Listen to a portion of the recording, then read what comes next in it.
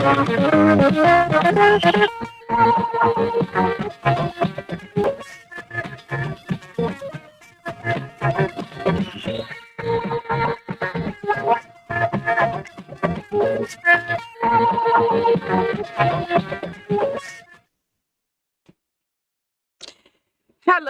a warm welcome, and many thanks for joining us for Newsline. It is time for the program again, and human interest stories, as usual, are mind-boggling. I am Jennifer Igwe. Thanks for joining us. Now, news of the illegal harboring of over 70 people in a church in Ondo State is still trending and raising debates in different quarters.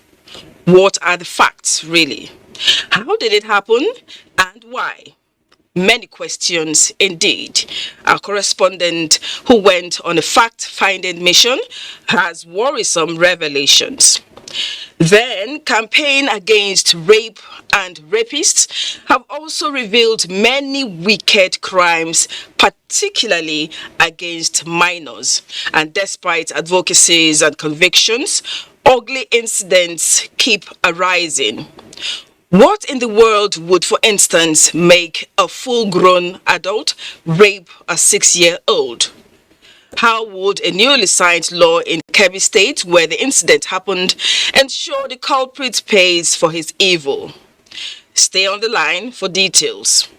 And still on man's inhumanity to man, our reporter will tell us about the harrowing case of a teenager who lost his eyes to ritualists. Gory story indeed, and an eye-opener. How did we get here as a society? But in the meantime, our social diary is buzzing with wedding bells and initiatives that will leave long-lasting memories. So let's start the show, and we will start with the news segment. And my colleague, Claire Adelabu Abdurazak in Abuja, is waiting for the cue. Claire, good to see you. Thank you, Jennifer, and I'm so glad we could connect with you tonight. And by the way, you remind me of a new bride in your appearance. Anyhow, welcome to Abuja Studio. Sunday's get on with the news. And Vice President Yemi Osinbajo is in Accra, Ghana, representing Nigeria at the 61st Ordinary Session of the Authority of ECOWAS Heads of State and Government. He's joining other leaders to deliberate and take decisions on the political, security and humanitarian issues confronting the sub-region. At the regular ECOWAS summit, the meeting would also review the situations in Mali, Guinea and Burkina Faso, particularly towards restoring democratic rule. West African leaders have since 2020 held several sessions, including emergency meetings dedicated to finding lasting solutions to the resurgence of coups in some parts of the sub-region. On the sidelines of the summit, the Vice President Osinbajo would also attend a meeting of the 5 West African countries involved with the Abuja-Lagos Corridor Highway Development Project. It's a flagship project of the Programme for Infrastructure Development in Africa, PIDA. And the Authority of ECOWAS Heads of State and Government say they have resolved to adopt better approach in confronting security threat affecting the sub-region. Now, this includes the new wave of attacks in coastal countries of the community. At the 61st Ordinary Session in Accra, the West African Power Bloc also elected Guinea-Bissau President Umaru Sissoco Embalo as new chairman of the Authority of Heads of State and Government. Our foreign desk correspondent Usman Aliu reports.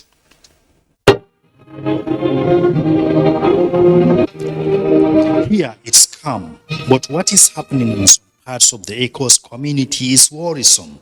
That is why the conversations and deliberations that brought these presidents of West African sub-region, including Nigeria's Vice President Yemi Osinbajo, are worthy of reckoning. Security threat by terrorists escalating to the coastal countries in the region on one side, and efforts on mediation in Mali, Guinea, and Burkina Faso on the other.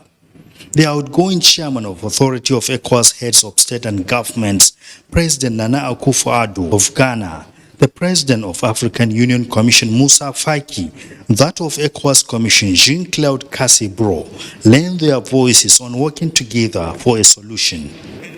It is imperative for us to continue to implement our regional action plan against terrorism and to coordinate our various security initiatives. This will reinforce our collective response to this destabilizing threat. Leaders of the ECOWAS community also reviewed the diplomacy, projected economic growth with improved trade integration in the sub-region. One of the major issues that was considered today, of course, was the question of sanctions, the sanctions that had been imposed against Mali and some of the other countries that had previously been the subject of undemocratic takeover of power. And I think that the cheering news was that Mali, the sanctions against Mali were lifted. The financial and commercial sanctions were lifted. That's just one aspect of the sanctions. And we expect to see progress in terms of transition to democracy, to civil rule again. Reclaiming of African cultural goods and artifacts from other parts of the world was also celebrated as great achievements, while setting targets and commitment for the future of the community under other improved development indices. Authority.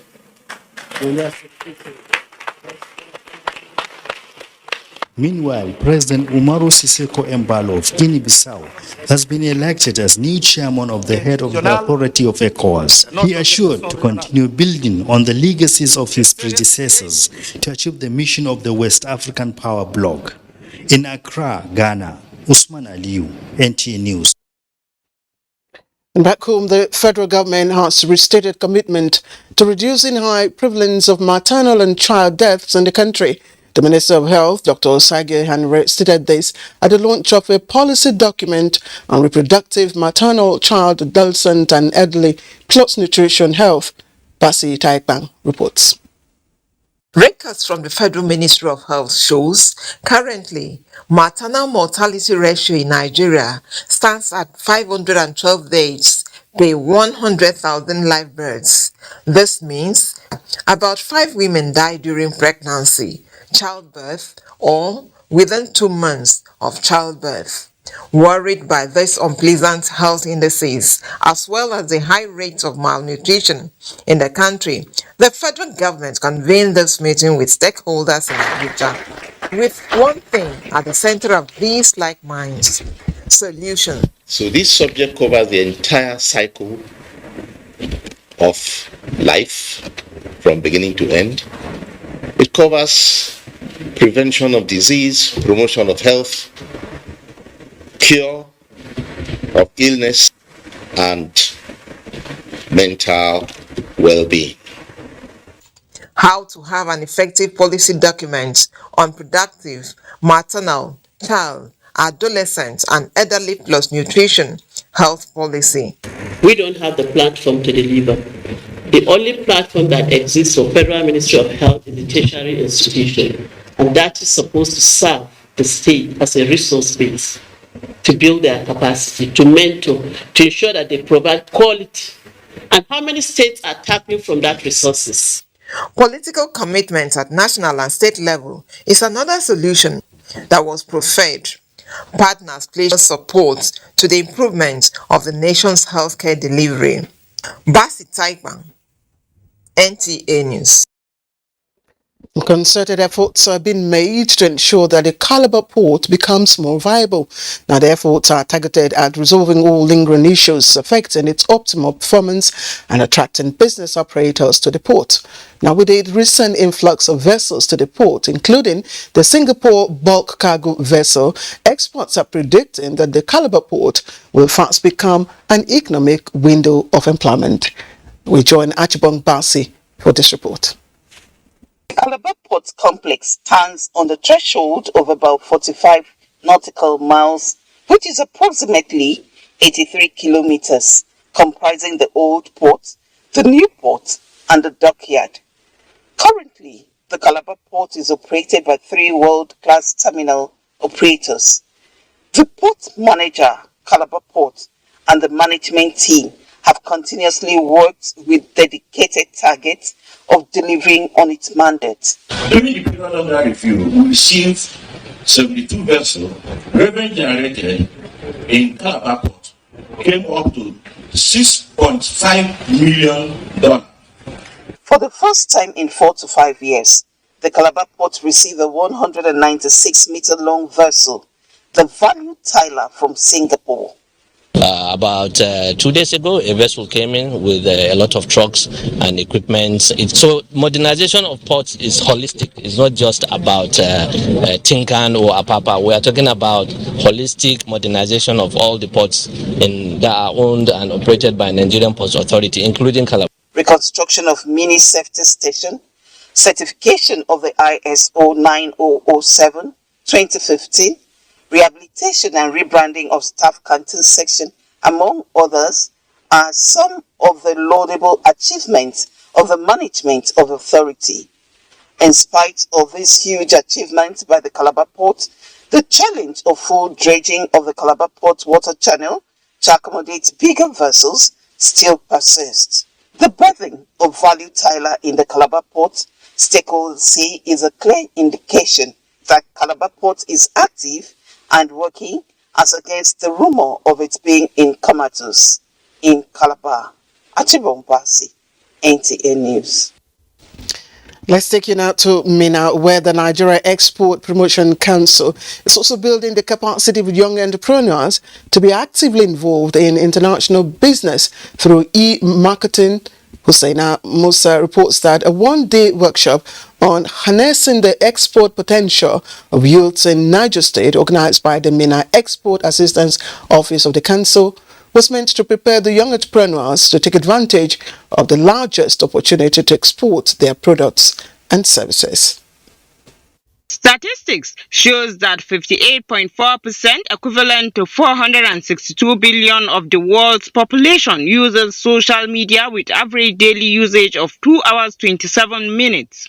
Nigeria accounts for more than 33 million of these users. It is to further leverage on the social media space and promote products and services that the Nigeria Export Promotion Council, MENA Export Assistance Office, organized a one-day capacity building to enhance the Youth Export Development Program that was launched last year. This is part of the effort to try to, educate our youth, to try in as much as possible to bridge the market access gap that has been, identified in youth-owned companies and cooperative societies whose product has been identified with market potentials. The youths, after being trained, are ready to explore the potentials of the largest market and take advantage of its linkages for international businesses. With my phone, I can quite make a lot of money.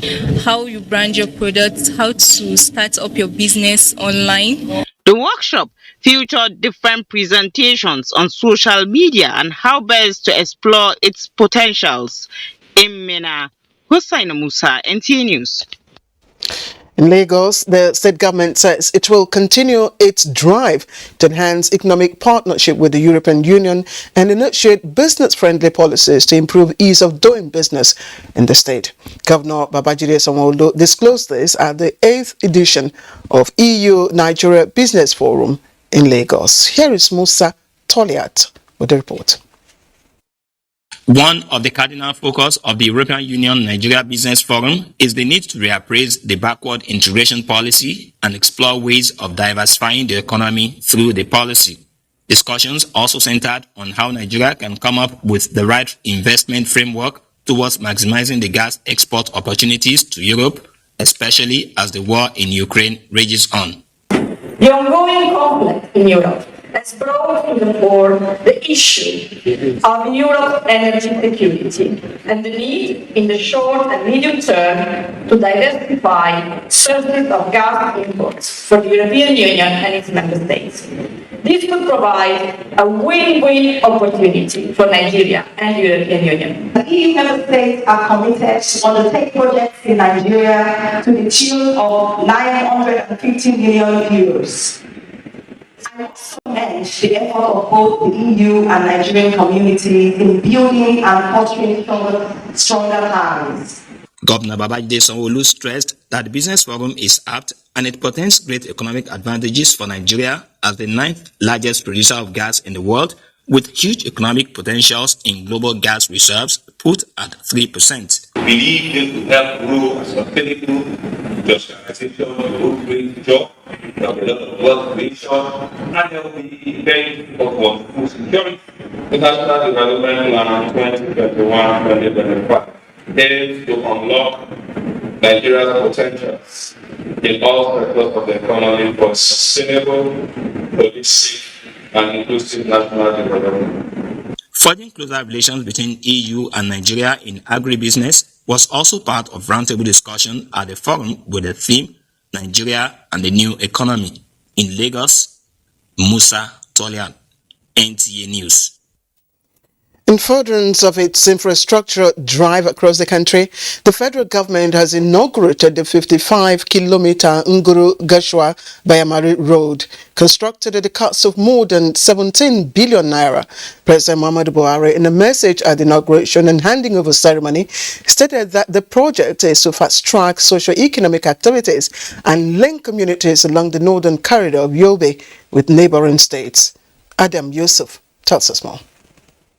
The rehabilitation of Section 1 Phase 2 of 30-kilometer Guru-Gashua-Bayamari Road was awarded in February 2018 at the cost of more than 10.5 billion naira and a completion period of July 2022. While the 25-kilometer stretch Section 2 Phase 1 of the road, which costs about 6.6 billion naira, awarded in December 2012, was completed in December 2018. Inaugurating the projects, President Muhammadu Buhari represented, says the federal government's investment in road infrastructure across the country is meant to boost economic fortunes of benefiting communities. As we enter the final lap of the tenure of the Buhari administration, we are also entering a season of completion and delivery of projects. The importance of this one to the socio-economic development of the state cannot be overemphasized. It is a link between Zone C Senatorial District and other parts of the state. It also serves as a bridge connecting social and international trade between other parts of the state and the border communities of the Niger Republic. The Minister of Works and Housing, Babatunde Fashola, represented, says the projects are among numerous infrastructures executed to generate jobs and tackle poverty, as well as ease movements of goods and services across the country. These projects represent major investment in road transport infrastructure, which is a commitment of the Buhari administration as a driver for economic growth and prosperity. A cross-section of benefiting communities lauded efforts of the federal government for the gesture, which they noted will uplift their standard of living. In Damaturu, Adam Yusuf, NTA News. And work is in progress at the Phase 3 of Abuja-Kano dual carriageway, with about 44% completed. Mohammed Ali reports that Director Highways Construction and Rehabilitation of the Federal Ministry of Works and Housing, Faron Shaw Esson, says the federal government is committed to ensuring that this section is completed before the end of the first quarter 2023. Motorists plying the 137-kilometer Zaria-Kano dual carriageway, which was a nightmare, now drive with ease as a result of the rehabilitation work. Kano-bound right-hand single carriageway is 60-kilometer length completed, and another hand of Zaria-bound recorded 64-kilometer open for traffic. Activities of artisans along the right-of-way which poses threat to the road structure, the director says, is not acceptable. People have turned the shoulder into parking spaces and people are watching cars. So we continue to call on the law enforcement agencies to do their job by sending away these people from our roads. I want to appeal also to all stakeholders to bear with us with the inconvenience this brings to everybody, and I can promise, like the director said, we will finish this road from Zaria to Kano in the first quarter 2023. During the inspection of projects in Kano, the team visited the ongoing construction work of 26.6 kilometer Kano Western Bypass, which has reached appreciable percentage. The projects, when completed, will boost economic activities between the south and northern part of the country, as well as international trade linking the coastal ports and neighboring sub-Saharan countries. Muhammad Ali, NTA News. The Inspector General of Police, Usman Alkali Baba, has applauded the Oyo State Police Command for arrest of 6 members of the notorious bank robbery gang. A statement by the Force Public Relations Officer, Olumuyiwa Adejobi, says the suspects were arrested after concluding plans to execute a bloody bank robbery attack on a new generation bank within the Ibadan metropolis in Oyo State. Similarly, the IGP also commended the IRT for successfully arresting 5 members of a fraud syndicate who specializes in hacking into bank accounts of individuals and corporate bodies to steal monies. The suspects were apprehended while attempting to hack into a company's account to steal the sum of 3.4 billion naira. The IRT operatives equally arrested a notorious arms dealers and 2 kidnapped suspects in Kaduna and the rescue of 2 kidnapped victims in their custody. CSP Adejobi says all the suspects will be charged to court upon conclusion of investigations. And the Court-Martial Federal Road Safety Court, Dr. Boboye Uyemi, again warns road users to, as much as possible, avoid night journeys due to poor visibility, excessive speed, and other unhealthy driving behaviors associated with night travels. Now, the FRSC boss gives the warning following multiple fatal crash that occurred on Saturday night, July the 2nd, 2022, around the Lagos-Ibadan Expressway. The unfortunate mishap involved 3 vehicles conveying a total of 25 persons. While 17 unidentified victims were burnt beyond recognition, 7 persons sustained various degrees of injuries. Investigations revealed the main cause of the crash to be route and speed violations. The FRSC advises commuters to always plan their trips to fall within daytime to minimize casualties recorded as a result of night trips, and use the FRSC toll-free line 122 or contact the National Traffic Radio 107.1 in case of emergencies. Pope Francis I has charged the Church to strengthen the unity of the faith in Jesus Christ. The Pope, who was represented by the Apostolic Nuncio to Nigeria, Archbishop Antonio Filipazzi, gave the charge during the ordination of the Catholic Bishop of Katsina Diocese, Most Reverend Isaac Dugu, in Benue State. Here's Charles Alpha with the report. The Apostolic Nuncio of Nigeria, Archbishop Antonio Filipazzi, who performed the ordination ceremony of the new Bishop of Catholic Diocese of Kasinala, Most Reverend Isaac Dugu, emphasized the union in the body of Christ exemplified in the Eucharist. He urged the bishop to sacrificially and selflessly serve in accordance with the biblical principles and Christian liturgies. Because the contrary of virtues are vices, are sins, and the sins cause not unity, but division.